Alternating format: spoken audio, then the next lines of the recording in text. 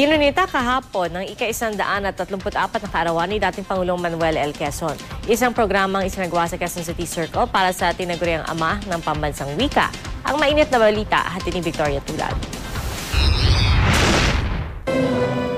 Mapa estudyante, Girl Scout, pulis at mga opisyal ng pamahalaan nagsama-sama sa Quezon City Circle para ipagdiwang ang ika-134 na kaarawan ni dating Pangulong Manuel L. Quezon. Nag-alay ng mga bulaklak sa Quezon Museum ang mga dumalo sa selebrasyon. Ayon kay House Deputy Speaker Congressman Erin Tañada, isa si Pangulong Quezon sa mga simbolo ng demokrasya sa bansa. Kung nabubuhay pa nga raw siya, tiyak na susuportahan niya ang Freedom of Information Bill.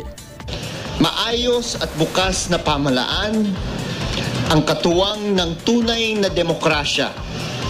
Ito po ay buod ng prinsipyo ng pamumuno ni Pangulong Quezon at ano po ang isa sa mga mahuhusay na indikasyon na buhay ang demokrasya sa isang bansa.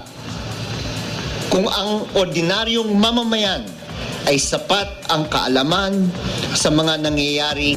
Masaya na maikinuwento ni Ricky Quezon Abansenya, apo ng dating Pangulo, ang ilan sa mga alaala ng kanyang lolo. Alam niyo po, si Quezon ay anak ng mahirap, galing sa Baler. At nung siya ay tumungo ng Maynila, kinupkup siya ng mga paring Dominico sa Letran. Kaya po nung naging siyang Pangulo, ay taon-taon, ay doon siya nagmimisa sa umaga at nag-aalmusal kasama ng mga Praile Dominico. At pagkatapos ng misa ay dinedeklara niya sa mga estudyante na wala ng pasok. Ipinagkaloob naman ng National Historical Commission ng isang aklat pang kasaysayan na ilalagay sa Quezon Museum. Sa lahat ng mga nag-alay ng bulaklak, sa lahat ng patuloy na nagmamahal sa alaala ng aking yumaong lolo, maraming salamat po. Ang mga mag-aaral na dumalo sa seremonya sinabing hindi nila malilimutan ang legasiyang iniwan ni Pangulong Quezon. Siya po yung pinaka-model natin na magseta tayo ng Weekend Tagalog at dapat natin ipagmalaki yung Weekend Tagalog. Naglaban po na yung kalayaan natin.